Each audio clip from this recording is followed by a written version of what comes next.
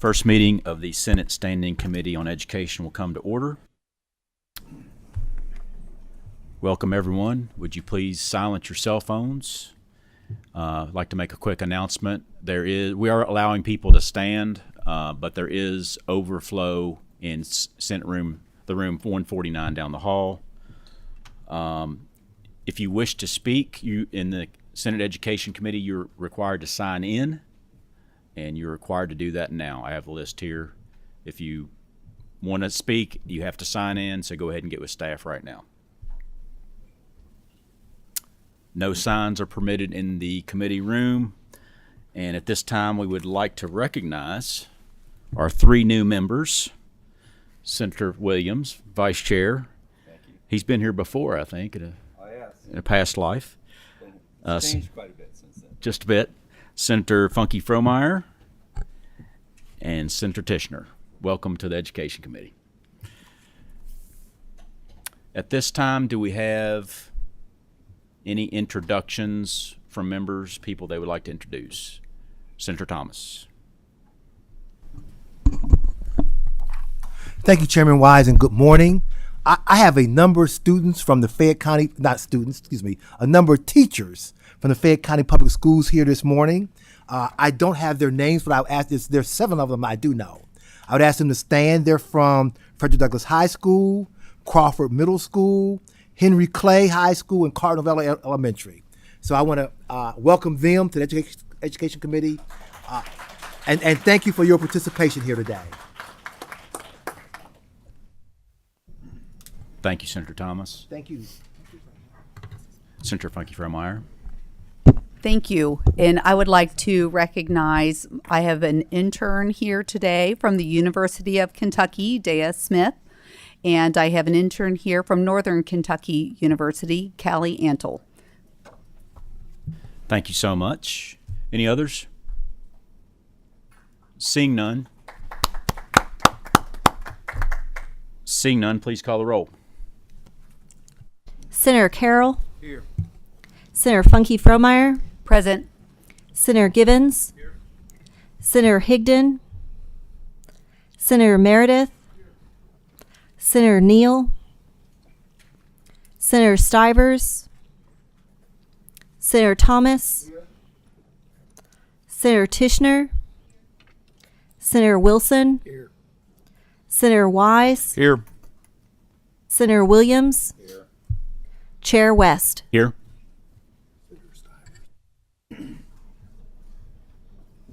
We have a quorum.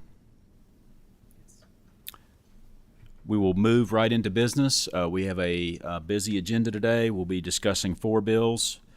We should be in order as they are listed on the docket here, so we'll go ahead and call Senate Bill 150. Senator Max Wise, if you would come forward.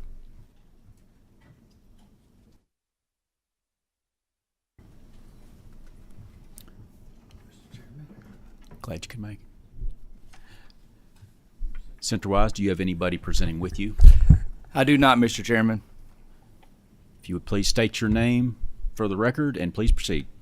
Thank you all. Senator Max Wise, Senator for the 16th Senate District. Members of the committee, thank you for the opportunity to present this morning. And Mr. Chairman, I know that we are pressed for time, and with having a lengthy agenda, I'll get right into the specifics of Senate Bill 150, Rights in Public Schools. The purpose of this bill is to ensure parental communication, inspection, and authorization as it relates to 3 key things. Health services that are offered and recommended by schools. 2, school curriculum transparency on the subject of human sexuality. And 3, the protection of First Amendment freedoms of staff and students. What you have before you is Senate Bill 150. You don't have a bill that's from another chamber. You don't have a bill that's filed by another member. You have before you the bill of Senate Bill 150 that I filed. Last session, we had a bill called the Teaching American Principles Act that I'd filed. And many times we file bills, other things out there get construed and put into pieces of legislation that are not our own. So what you have before you today is the bill that you have that we will be focused on and discussing. Let's talk first about health services. This bill would require school districts to notify parents of health and mental health services that are being offered through the schools. Parental communication. This bill would require notification to a parent of a school's desire to refer to a student to a service or external healthcare provider and the parent's right to decline. As it relates to identity, this bill, in relation to the Kentucky Department of Education or the Kentucky Board of Education, says that both of those entities shall not recommend policies to keep confidential any student information from a parent. The Kentucky Department of Education and the Kentucky Board of Education shall not require or recommend policies for student use of pronouns that do not conform to the student's biological sex. And at the local level, at our local school board level, that they must adopt policies encouraging students to discuss such issues with their parents. A local school board shall not adopt policies that keep confidential any student information from parents. However, nothing prohibits school personnel from withholding information if there has been past history or conduct indicating potential abuse by a parent. Lastly, the local school board shall not mandate that school personnel or students must use a student's non-conforming pronoun. As the bill relates to curriculum, any public school course, curriculum, program, or instructions on the subject of human sexuality must provide parents a 2-week prior notice, an opportunity to inspect, and a process requesting an alternative assignment if the parent and child wish. Nothing prohibits discussion of human sexuality that provides context within approved curriculum, nor prohibits related student questions. Here's what the bill does. Here's what the bill does not do as it's before you today. The bill does not usurp local school board authority. The bill does not establish sex education curriculum. The bill does not prevent school personnel from counseling children. The bill does not prevent students from requesting identification by a non-birth conforming pronoun, nor prevent staff and students from addressing those students with non-conforming pronouns. The bill does not prohibit discussion or related student questions of human sexuality or the sexuality of a historic person or group that provides context within approved curriculum. And the bill does not prevent schools from withholding student information from a parent if previous parent history might indicate the potential for abuse or neglect at home, which I have previously said already. So lastly, what does the bill do? It provides parameters. It provides processes within which local school boards will promote parent engagement. These are all topics and discussions that parents need to be aware of always in the upbringing of their children. The bill will ensure that there is school communication with parents about the school health services that are offered and recommended, and then giving that parent the invitation to pre-inspect those instructional materials that I've already discussed today, as well as protecting the freedom of speech rights of staff and students by not forcing them to use non-conforming pronouns requested by other students. Mr. Chairman, that is Senate Bill 150 that is before you today. I'm happy to answer any questions or any comments from any members if they may have some. Thank you, Senator Wise, for the presentation. At this time, we will now accept questions from members of the committee. We have one question. No question. No question, sir. It's a motion on the bill.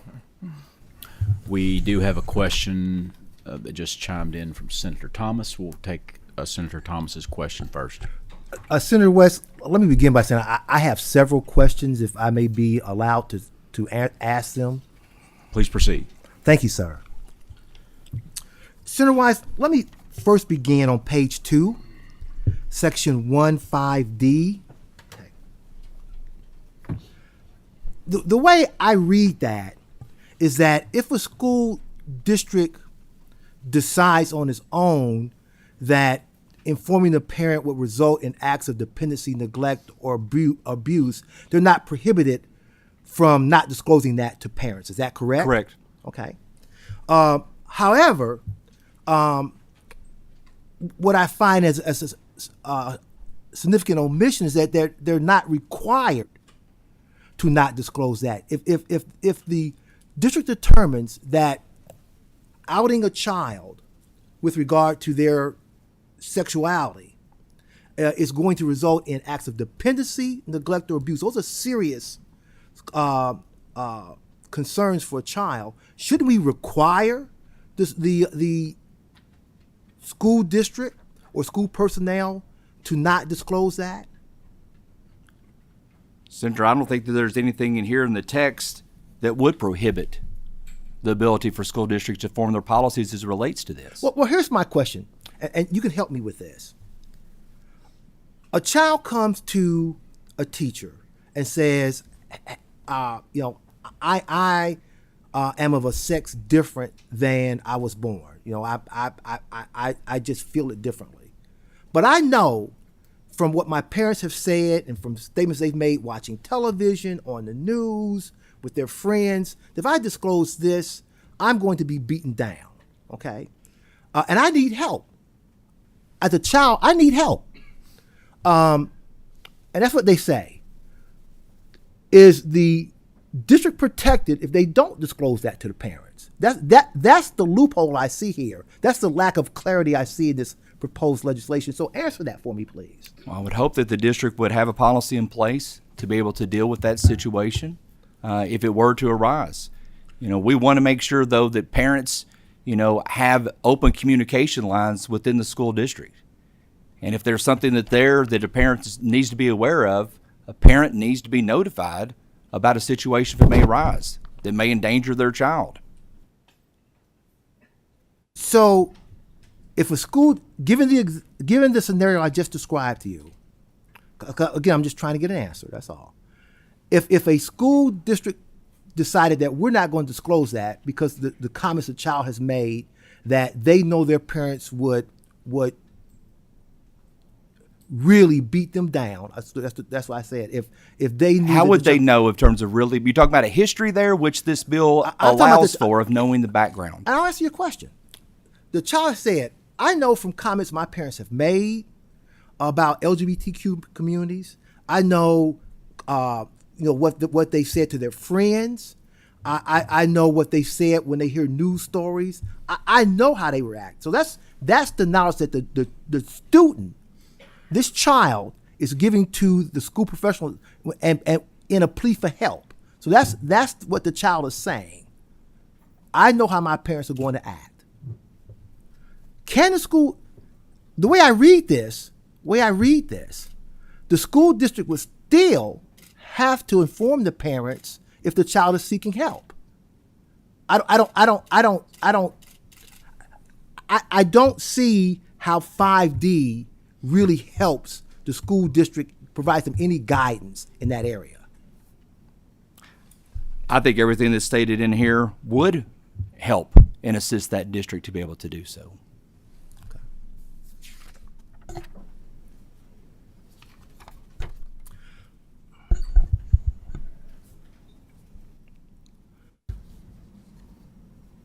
My second question is this.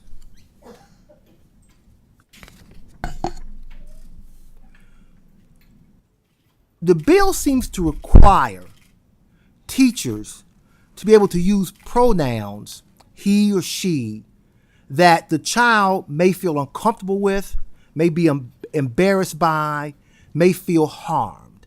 Okay. I don't see how in an educational context or in a human psychological counseling context, how that's beneficial for the child. The language is clear that teachers are not prohibited from using pronouns, he or she, that are contrary to the gender identity of the child. Can you cite specifically in the text that you're referring to? I'll be glad to do that.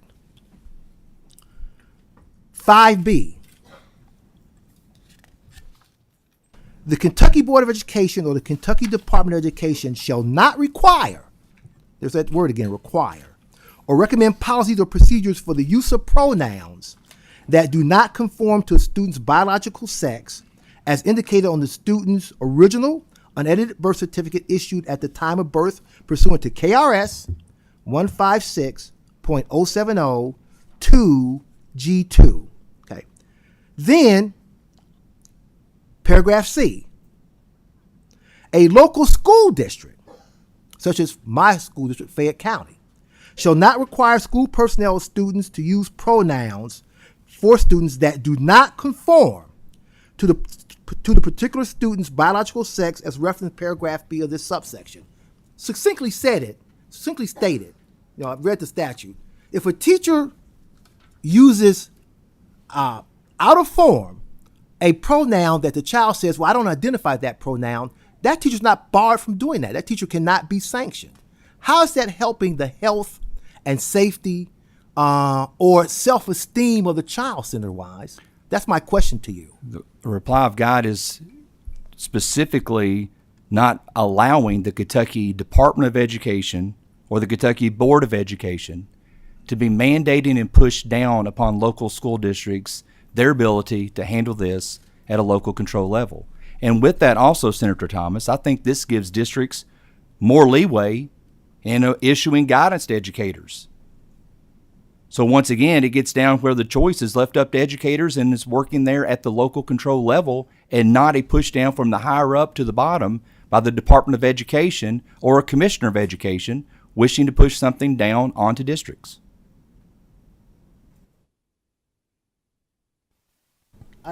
That exhausts my questions for the time being, Senator West. There may be others later on. Senator Funky Fremeyer. Thank you, Senator Wise. I find this piece of legislation, this bill that's been issued, to be so valuable and so needed. The same section is where my questions are, 5B and 5C, that very same section. Is there then an opportunity for parental involvement to acknowledge that I might be referred to differently than my birth certificate indicates? Could then parents, and it seems that you've given the latitude now that the district, the principal, the teacher, we can acknowledge perhaps in a parent-teacher conference that I'm okay with being referred to with a different pronoun, that rather I'm okay with my child being referred to. That is but correct. it's my under the age of 18 child. This bill is an attempt to empower parents. This bill is to empower more communication lines for school districts with families and with parents and students and educators as it relates to the local level. That's truly excellent to me. Thank you. Senator Carroll. Thank you, Mr. Chairman, and thank you, Senator Wise, for the presentation.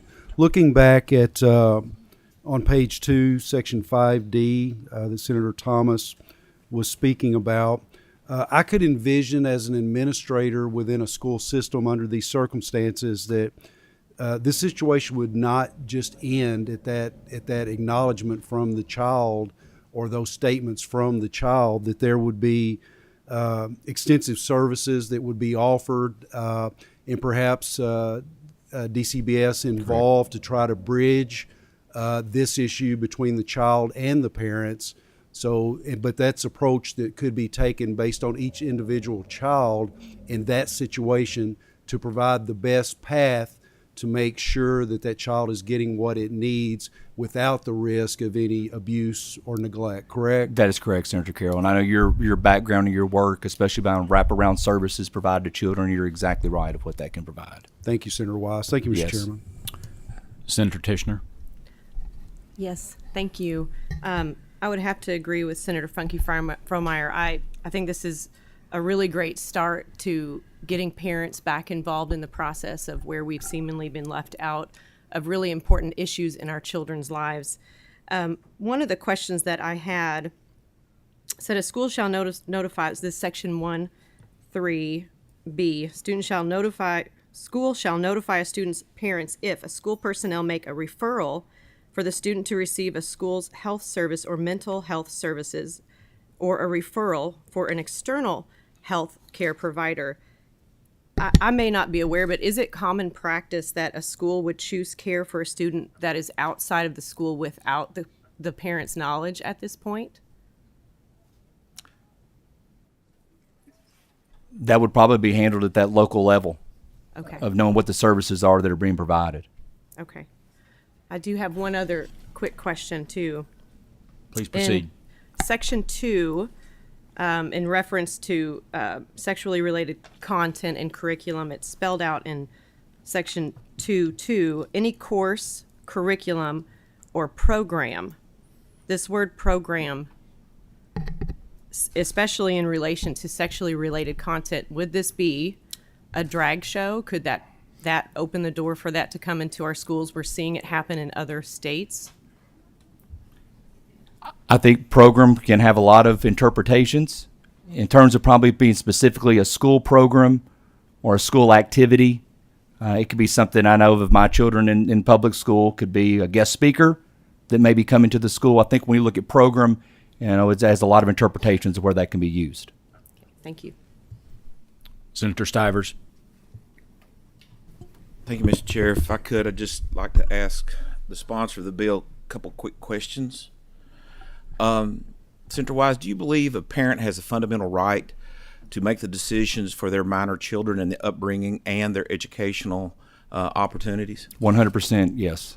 Do you believe if I can, Please proceed. do you believe the processes and policies being suggested by the Department of Education try to usurp those fundamental rights? 100% yes.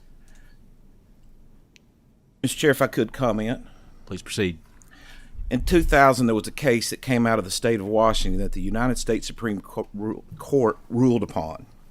In that case, in a very split court with Republicans and Democrats, in a 6-3 opinion, it's known as the Troxel case. The liberty interest at issue in this case, the interest of the parents in the care, custody, and control of their children, is perhaps the oldest of fundamental liberty interest recognized by this court. The processes and policies of the Department of Education are in direct violation of this United States Supreme Court decision that was handed down in 2000. And they fail to recognize that they are usurping the parents' fundamental right to make decisions for their minor child. I second the senator's motion for vote on the bill. Thank you. Thank you. Senator Thomas, we have to move on. We have people to speak, other people to speak on the bill, and we got to stay on schedule. So we have a motion and we have a second. I'm going to hold off right now on those motions. I'm going to allow, some people have signed up to speak against, and as I say, we're short on time. We got about 10 minutes in this segment. So we're going to do 2-minute increments, and we're going to time it and keep you pretty tight. So first up on the list, we have Chris Hartman, if you would come forward. And I'm just moving down the list as people signed up. Thank you, Mr. Chairman. I won't even Please take, identify yourself for the Yes. record and proceed. won't even take 2 minutes. I'm Chris Hartman. I use he, him pronouns. I'm executive director of the Fairness Campaign. And I will be very brief. I just want to remind folks of a couple of statistics surrounding particularly transgender youth. And I'm focusing, of course, on the sections that have already been brought up, sections 5B and C, where we're talking about pronoun usage. Just a reminder that nearly half of LGBTQ youth have seriously considered suicide in the past year. Nearly 1 in 5 transgender youth have not just seriously considered, but have attempted suicide in the past year. A study in the Journal of Adolescent Health cited that for each individual place that a trans youth's chosen name and pronoun is used, like at home, at school, in their workplace.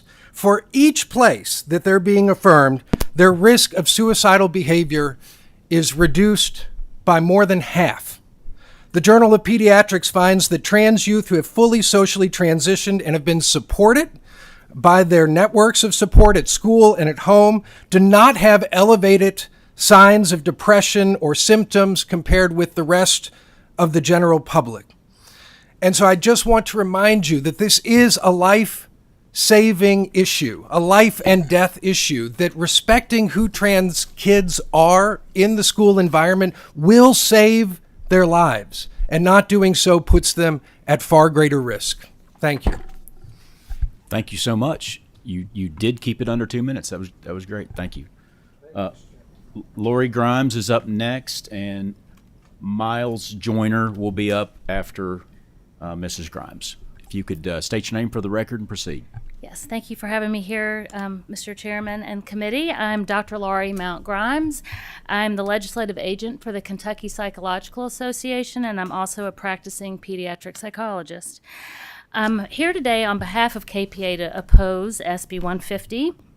SB 150's efforts to bolster parent rights within their children's schools does so to the detriment of the rights and needs of developing children, and further marginalizes and stigmatizes children who identify as LGBTQ.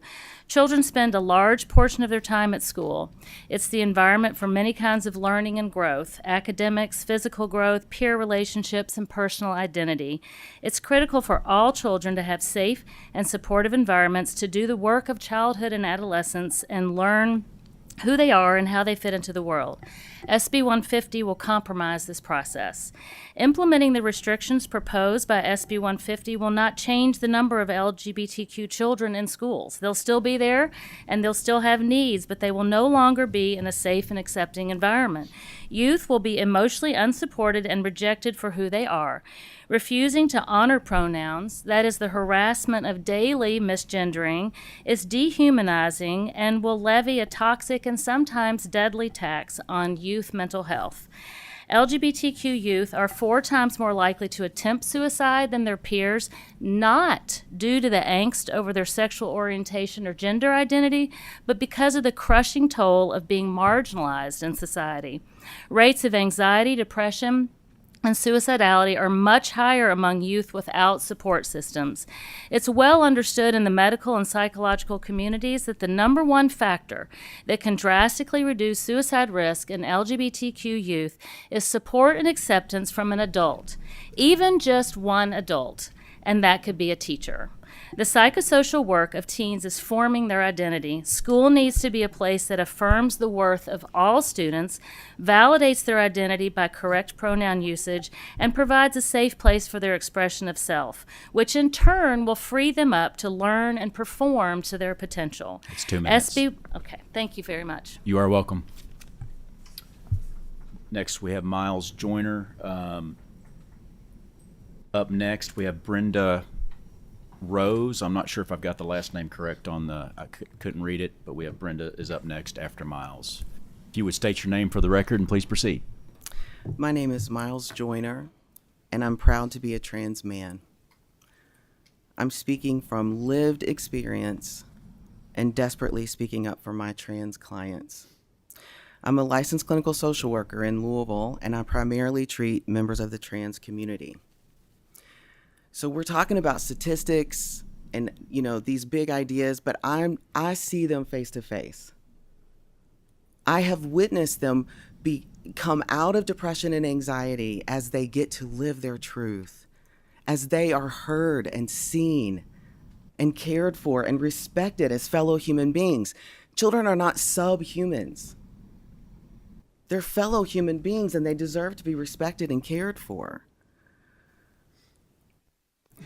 I know that if my trans kids that I'm treating, who have already transitioned, go into the school and their teachers start using the wrong name and pronouns for them, they will be suicidal. I have looked into their eyes. I have seen their faces. I'm begging for their lives.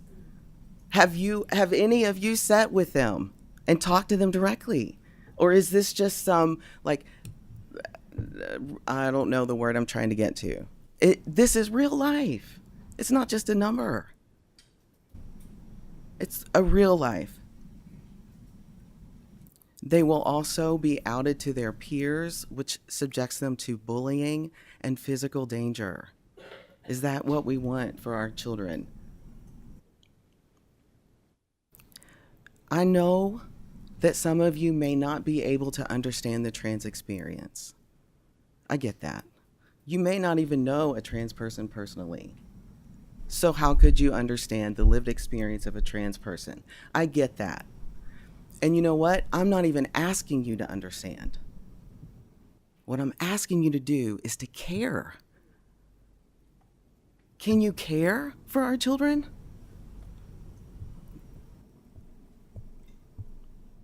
They deserve respect. They deserve to be cared for. They deserve to be referred to by their name and their pronouns. It's not hurting you.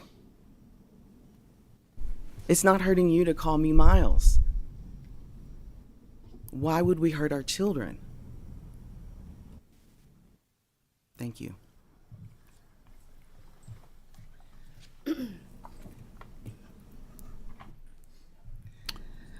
Hello, my name is Brenda Rose, and I'm the Executive Director of the National Association of Social Workers Kentucky chapter, one of 55 chapters in the largest social work association in the country. And I am here, as I've been before, in defense of our LGBTQ children and conversion torture. Let me focus on that word torture. Right now, we are in an unprecedented mental health crisis with our children, period. We are seeing an increase in children showing up in emergency rooms in the past 4 years at an increase of 59%. Research is showing that one in three children have expressed suicidal thoughts. So when I hear this bill and I hear this passion talk on all ends, I wonder, where is the child? Where is the youth in this? Our role as decent humans, as citizens, as parents, as educators, as professionals, should be to make sure that we are teaching and instilling empathy and acceptance in our schools, in our churches, in our community groups. And does this bill stop groups in high school and junior high school from having clubs to learn and to promote their own sense of authentic selves? We're so worried about drag queens coming to birthday parties and to schools. I mean, seriously?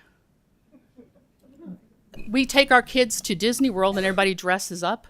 We take them to see Santa. Santa's dressed up. We have got to stop the bias and the discrimination.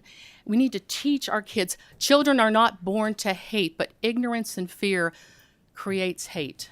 Kentucky, we are better than this.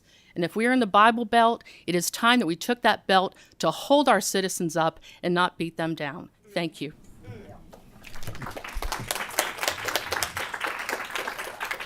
Mason Chernowski.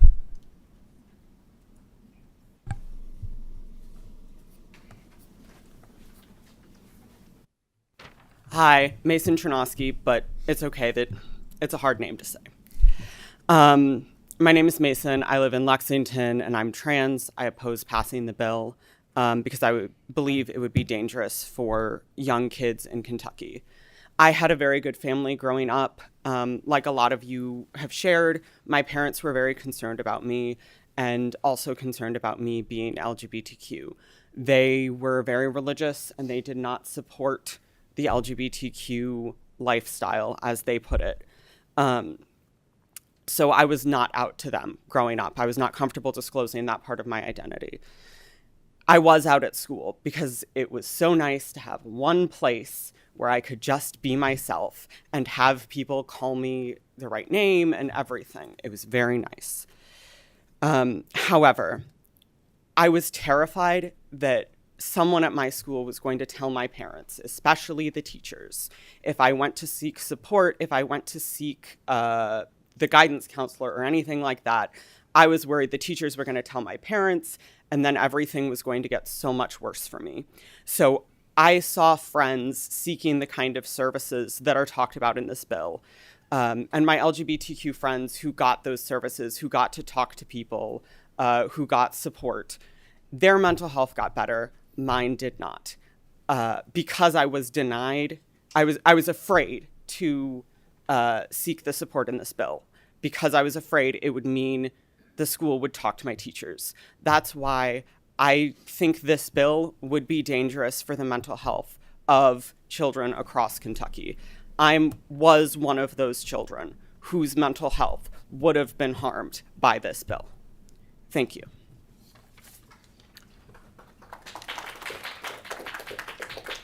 Dr. Bobby Glass.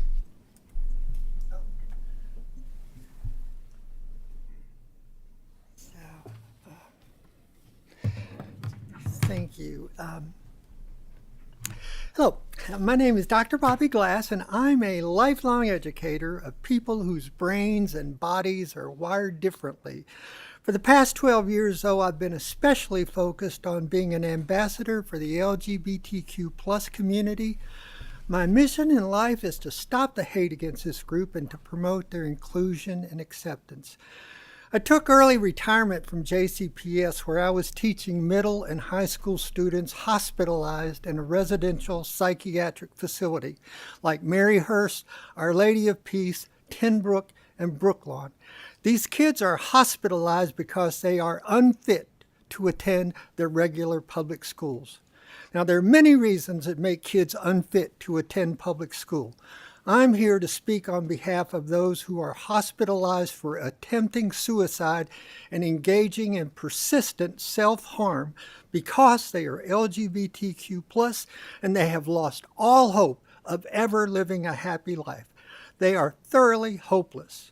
Your own Senator Karen Berg's son, Henry, who committed suicide before Christmas, is a classic example of the kids I work with every day. Every day I work with kids who are trying to kill themselves because our state is so hateful and toxic to them. That's why I left the hospital. I want to confront the monsters who are putting them here. I'm now in the 46th year of a distinguished career in educating exceptional children and adults. When it comes to children who are neurodivergent or wired differently, we have no problem accepting that some are born with autism, cerebral palsy, spina bifida, or some are unusually gifted and talented. Most people accept there's almost an infinite number of ways people's brains and bodies can be wired, except when it comes to gender identity and sexual orientation. And if that wiring is anything other than heterosexual, suddenly it's like that kind of wiring can't possibly exist. And people are just making a lifestyle choice as if they are choosing to be gay or transgender. I am transgender. I was assigned male at birth. I can assure you, you will never meet anyone who chose to be transgender. Being transgender chooses us. You are selling this campaign against the trans community as if your persecution and oppression of them will make God smile on the Commonwealth. Please read the words of Jesus in Matthew 19, verse 11 through 12, where he says God intentionally creates some of his children as eunuchs. They are neither and both, male nor female. Some are intersex. What's between their ears doesn't match what's between their legs. They are wired differently. God makes some of his children like that intentionally, and you want to shorten their lives and make them disappear. Being transgender affects 0.6% of the population, 6 out of 1,000 people. Yet the GOP has decided to make us pawns in their culture war to create all kinds of hysteria and outrage to drive people out to come to the polls and vote. In every sense of the term, you are practicing child sacrifice in order to get votes. You are torturing these children to the point they want to kill themselves. This is child sacrifice to get votes, and God will show no mercy on those pushing that agenda. Thank you.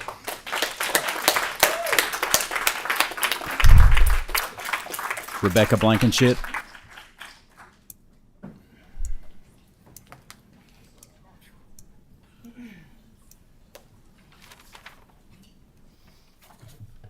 Hello, I'm Rebecca Blankenship. I'm the Executive Director of Band Conversion Therapy Kentucky, and I serve on the school board of Berea Community Schools. I'm here to testify against provisions 15B and C of Senate Bill 150 relating to the use of pronouns in our schools.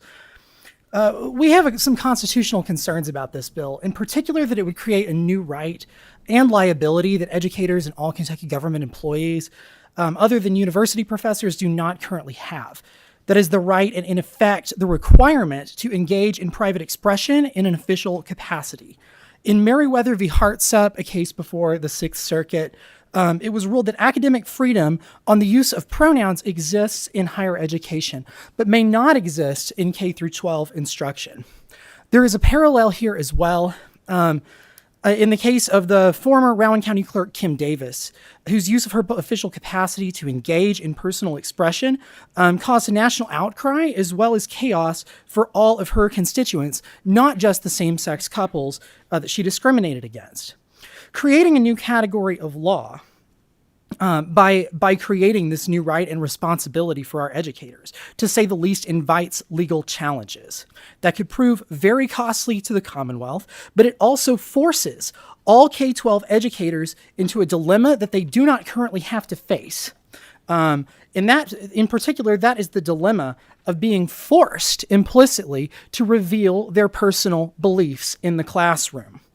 Right now, teachers are shielded from that requirement, and as a school board member, I can tell you that our schools have had quite enough political controversy inside of them in the last few years, especially relating to matters of health. By compelling teachers to implicitly reveal their personal beliefs, we transgress the constitutional principle that our Supreme Court has established in cases like the Masterpiece Cake Shop case, that compelling an American to speak is an unconstitutional thing to do. Furthermore, this bill blatantly transgresses that legal principle in those sections 1, 5, B, and C. Allowing our Commonwealth's employees the freedom to do their jobs without divulging their personal beliefs is a constitutional right that we must maintain, not just for this one issue, but for all issues, and anybody that has a personal belief that they would prefer not to be required to divulge to the people that they work with. That's 2 minutes. Thank you. You're welcome. Madeline Spalding. This will be the last speaker in this section, and then we will take a vote. Hi, Madeline Spalding, she, her pronouns. I really appreciate you all letting me speak today. I'm a transgender woman. I'm also a parent myself. I have 3 young kids, 3 years old, 6 years old, and almost 9 years old. My spouse is a teacher. She's a school librarian. So she knows the struggles that I went through as a transgender child, and I went to an all-male high school, so there was no safe place. So she makes it her work to create a safe place for all of her students. She teaches at Klondike Elementary, and which is the most diverse school in the entire JCBS school district. There are a number of beliefs that these families have. Not all of them recognize the legitimacy of transgender experience in people. The countries that they immigrated from might even make it illegal to be transgender or LGBT. So the bill talks about abuse, recognizing abuse and where it exists, and saying that it gives more rights to the parents. But I say that it actually takes that power away from the parents, because who's to say what the abuse is at home? Who's to say conversion torture isn't going to happen, and that's the worst thing for the child? There are organizations that deal with homeless youth. LGBT youth are the most vulnerable, and when unsupported parents find out, there may not be any indication that there's going to be future abuse or that they'll be cast out on the streets. So that's what this bill is going to do across Kentucky. I hope that doesn't happen. Thanks for your time. Thank you. We have to stop the discussion right there. We have 3 other bills in front of us. On the table now before us, we have a motion for passage from Senator Meredith and a second from President Stivers. At this time, we'll take a vote. Please call the roll. Senator Carroll. Mr. Chairman, I'd like to vote aye and explain my vote. Please proceed. Quickly, Mr. Chairman, the vote does not come from a place of hate. And I resent the argument because you don't agree that you hate. That's not what this is about. People are grown, they grow up with different beliefs, different understanding, and until we come to a point that we can respect each other's rights and each other's beliefs, this issue is never going to be resolved. There are transgender people that I know. I love them, I respect them. And it's just not about that at all. But we have to respect each other, and it's not hate. And we talk about our kids being wired certain ways. Kids are kids, and a lot of the wiring that takes place in these kids is from influence and experiences that adults expose them to. And I think that has to factor into this issue also. And that's the concern that many people have on kids that may not be transgendered, but the influences that are presented to them, that it can often affect the way that their beliefs and the way they grow up. And so I think that it is just important that we understand each other and we respect each other's beliefs as we move forward. And this vote does not come from a place of hate whatsoever. Thank you, Mr. Chairman. Senator Funke Fromeyer. I would like to also vote yes and explain my vote, please, sir. If you could be concise. Yes, and as a mother of 6 and a daughter of 12, I have lived in a very diverse environment, and I recognize there are safety nets, and I also recognize such a need that the teachers can help facilitate the collaborative efforts for the student and the families. And I want to continue to promote and encourage that. Thank you. Senator Givens. Senator Higdon. Senator Meredith. Senator Neal. Senator Stivers. Senator Thomas. Mr. Chair, I'd like to explain my no vote. Please proceed. First of all, we got to understand that today what we're doing here is we're making law. But more importantly than that, we're making policy and practice. Okay? And what this bill does is two things that are really harmful, provenly harmful to our public. Number one, in questioning Senator Wise, any child that comes to the school for help, that information is going to be relayed to their parents. Even if the child says that my parents are going to go ballistic and going to beat me if I say this, under this legislation, that is going to be shared with the parents. That's not going to be kept confidential. Then to my colleague's point on my right, Senator Fromeyer, under this law, even if the parents agree that it's okay for their child to be transgender, all school personnel, teachers, administrators can still refer to that child out of name. So let's be clear about what the language says. This bill offers no safe space to a child. And this bill is designed to do only one thing, and that is to promote an agenda. Okay? An agenda that is not helpful or easing or comforting to a child, but only to harm the child. I was really impressed with the statements made by the psychologist and social worker. They said that really well. And you should know my mother was a social worker. I'm the son of a social worker. And your statements are absolutely correct. Finally, as my colleagues all know, I'm a former PTA president. I was a former PTA president for 4 years. So no one has done more parent advocacy in their lifetime than I have, being a PTA president. So I understand and appreciate the importance of parent advocacy. But I understand the lives of children more. And children have died from the disrespect and the abuse that they've encountered as transgender children. And I'm going to stop that today. So I'm proud to vote no on this bill.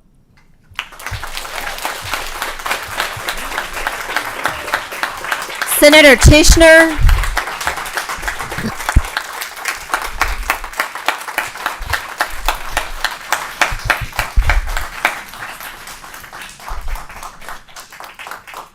would like to vote yes and explain just a snippet of my vote. If you could please keep it tight. Absolutely. This is a bill about parental rights. To our counselor, I believe it was a counselor that testified, and our psychologist, I can guarantee you did not provide services to those children without the parents' rights, and that's what this bill is about. And so I will vote yes. Senator Williams, Yes. Senator Wilson, Yes. Senator Wise, Aye. Chair West. Aye. Senate Bill 50 passes with a vote of 11 yeas and 2 nays. I'm sorry, 1 nay, and shall be reported with favorable expression. Next, we have Senate Bill 24. If the sponsor of the bill would please proceed to the desk.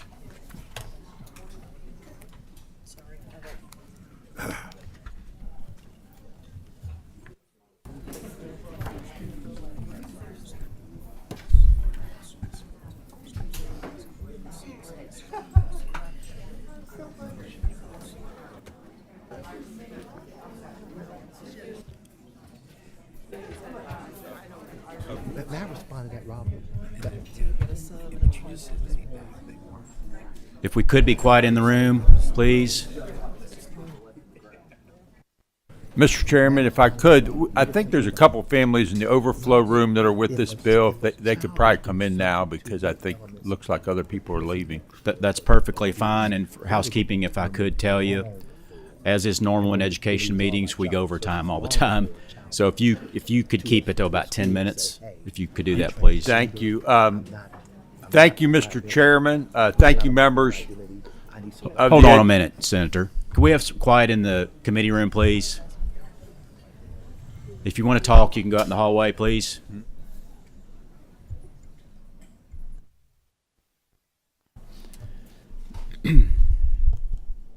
Please proceed, Senator.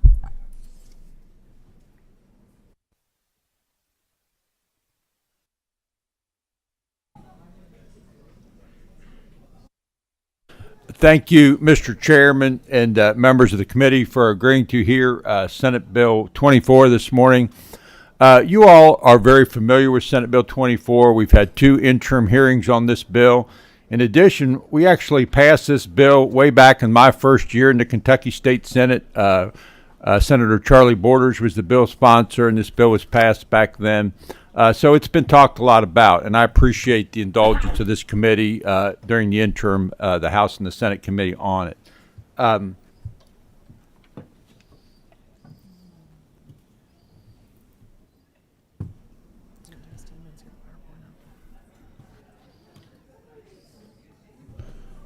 The bill is very simple. In contrast maybe to your last topic, what we're talking about here, Mr. Chairman and members of this committee, is we're talking about parents who have taken it upon themselves the responsibility to educate their own children. And as testified during the interim by university administration officers from Thomas More University, as a group, these are some of the most prepared students for college that we have in the Commonwealth. Now, that's on an average. Obviously, there's exceptions to that. But on average, we heard testimony during the interim that these are the most prepared students in the Commonwealth for college. And these parents have really given the Commonwealth of Kentucky a break because financially they have taken all these costs upon themselves. So what this bill attempts to do is to give those parents some access to KEYS money in the manner that traditional students have. Specifically, the transcript part of the KEYS money. And it provides a testing mechanism, and I think it's important to point out to the committee, this was not what we came to first. First, we came with a dual credit proposal to you that they would be based on dual credit scores from the university, but after some discussion with you on the committee, we decided it was better to go to a testing model. So we have created a conversion chart where these students can test, and based on the score of that test, receive the transcript portion of the money which a traditional student would receive. And I also think it's interesting to point out that in an age when people are asking not to be tested, that these students are volunteering to be tested. So this is completely based on merit. And we can explain the conversion chart to you if you would like, or you can just go ahead and vote.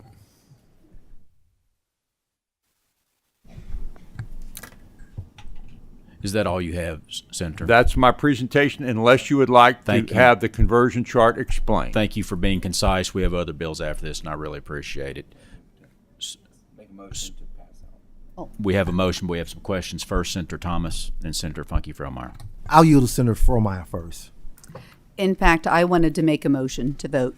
Well, then I'll ask my Please question. proceed. Please proceed, Senator Thomas. Okay. Senator Schickel, let me ask you a question because I'll be the first to admit I did not read this bill last night. I was focused on Senate Bill 150. Are the students now receiving KEYS money? Senator, they can receive KEYS money. The way I understand it, and I'm not on the Education Committee, you all know way more about it than I do. There's two pots of money. One pot is for the testing. They can currently get that money, but they cannot get the transcript part for the grade point average because they don't have a traditional grade point. So what we're allowing them to do is we're allowing them to test, and we have a conversion chart based on the results of those tests where that would make them eligible for the transcript part. So if they test and they pass the test, then they could get the certified high schoolers money. That's correct. Okay. Seeing no further questions, we have a motion from Senator Williams. We have a second from Senator Wilson or Funky Frommeyer, whoever chooses to take that. We will now take a vote. Please call the roll. Senator Carroll. Aye. Senator Funky Frommeyer. Yes. Senator Givens. Senator Higdon. Senator Meredith. Senator Neal. Senator Stivers. Senator Thomas. Senator Tishner. Senator Williams. Senator Wilson. Senator Wise. Chair West. Aye. Senate Bill 24 passes with an 11-0 vote in favorable expression. Thank you, Senator Schickel, and your guests. We appreciate your bill. Yes, I want to thank Laura Edwards for all her hard work on this. She's been working on this now for 3 years. She has, 8 children? 6 children? 6 children, and she's actually a retired public school teacher, so we appreciate her hard work on this. Thank you, Mr. Chairman and members of the committee. Thank you. Next, we have Senate Bill 25, an act relating to post-secondary readiness indicators, with Senator Wilson.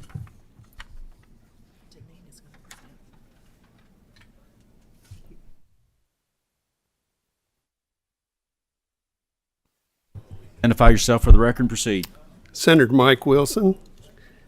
Thank you, Mr. Chairman, members of the committee. What you have before you is Senate Bill 25, which is actually what this short session was designed for. It's a tweak. It's a tweak on Senate Bill 1 from 2017, and specifically what the bill does. First of all, we do have a sub. And so if we could go ahead, and I have a motion to adopt the sub. We have a motion to adopt the Senate committee substitute. We have a second. It's just a voice vote. Yes. All those in favor say aye. Aye. Those opposed? Ayes have it. You have before you we have before us Senate Bill 25 as amended by Senate committee substitute. So what you have before you now is the filed bill was for school accountability purposes. This bill clarifies the distinction between articulation credit and dual college credit, because that was what was specified in Senate Bill 1 of 2017. This could be utilized using articulation credit, which is very common practice among of our community colleges. And so this revision was made in collaboration with KDE and will make it cleaner and clearer for how articulated college credit, which is actually preliminary credit, earned in high school and will count for a student's post-secondary readiness score. The Senate committee substitute further clarifies, for the purposes of identifying a student as post-secondary ready, that an apprenticeship, a cooperative, or internship may have final approval through KBE, but shall not be required to be offered as a high school course or to be offered during the regular school day, week, or year. This could come into play that, say, for instance, a kid lives down the street, and he lives down the street from, he's a high school student, electrical contractor. And they talks to the electrical contractor and says that he would like to learn how to do electrical work. He can end up working during his summer with them as long as that program is approved by KBE to get that apprenticeship credit for post-secondary readiness. That is one example. So if there are no questions in regards to this, I would move for passage of Senate Bill 25. Thank you, Senator Wilson. There are no questions. We have a motion on the bill from Senator Higdon. We have a second from Senator Meredith. Please call the roll. Senator Carroll. Aye. Senator Funke Fromeyer. Aye. Senator Givens. Senator Higdon. Aye. Senator Meredith. Senator Neal. Senator Stivers. Senator Thomas. Senator Tishner. Senator Williams. Senator Wilson. Aye. Senator West. Aye. Senator Wise. Aye. Apologies. Senate Bill 25, as amended by Senate Committee Substitute, passes 11-0. And did you have a question, Senator Wilson? We have a title amendment needs to be adopted. Okay, thank you. I did not realize that. We have a title amendment before us. Do we have a motion on the title amendment? We have a motion. Do we have a second? We have a motion and a second. All those in favor of the title amendment say aye. Aye. All those opposed, nay. Ayes have it. Senate Bill 25 passes with favorable expression with title amendment. Thank you, Senator Wilson, for helping us pass a bill as the special session was, or the off-year session was intended for. Senator Matt Dineen's before us. Welcome to Education Committee. This is what happens when you're last in line at the Education Committee. You save the best for last. Your 15-minute presentation is now 3 I'm going to 4 keep minutes. this. Thank you, Mr. Chair. Please proceed. My name is Matt Dineen. I'm the senator from the 10th District. I'm very excited about Senate Bill 49, and thank you for having me, committee members, to present this bill. Senate 49 is a teacher workforce bill. It's something that I think that everybody in here can get behind. This is a simple tweak into the existing rule for alternative certification programs right now, particularly Option 6. Option 6 takes care of about 1,600, just a little over 1,600 teachers right now are currently enrolled in this program across the Commonwealth. This program is geared for bringing people from the private sector into education to fulfill some of the slots that right now our schools are struggling to fill. Many of these slots sometimes go without an applicant. Every district in the state is affected. In my district alone, over 100 teachers are enrolled. The current program, the way it is stated, you have a 2-year extension once you join into the program after your first year, making it 3 years. Inside of that 3-year period, though, we are asking these middle-aged folks that are coming out of their private sector jobs, many of them have children, to come into an education profession, not only teach, coach, do all the professional development, do all the things teachers do, grade papers, lesson plans, unit plans, and oh yeah, by the way, finish all these hours of education within a 3-year time period. Simply, this bill simply gives these people that are currently satisfactorily getting evaluations an extra 2 years to complete that program. It stretches out those payments, and it makes it easier for them to complete the program without being laid off this spring. And we have many in this program that are satisfactorily getting evaluations from their administrators. The kids are used to them. They are doing a great job. All they need to do is have a little extra time to finish the requirements that the current rule requires. This is all that does. It changes that from a 2-year period to a 4-year period to complete the program. Thank you. We have a motion from Senator Meredith. Did you have a question? Motion? Okay. We have a motion from Senator Meredith. He got to me first, Senator Gibbons. Do we have a second? I'll second. Funky Fromeyer is second. Please call the roll. Senator Carroll. Aye. Senator Funky Fromeyer. Yes. Senator Gibbons. Senator Higdon. Aye. Senator Meredith. Senator Neal. Senator Stivers. Senator Thomas. Mr. Chair, I'll explain my aye vote, if I may, please. Please proceed.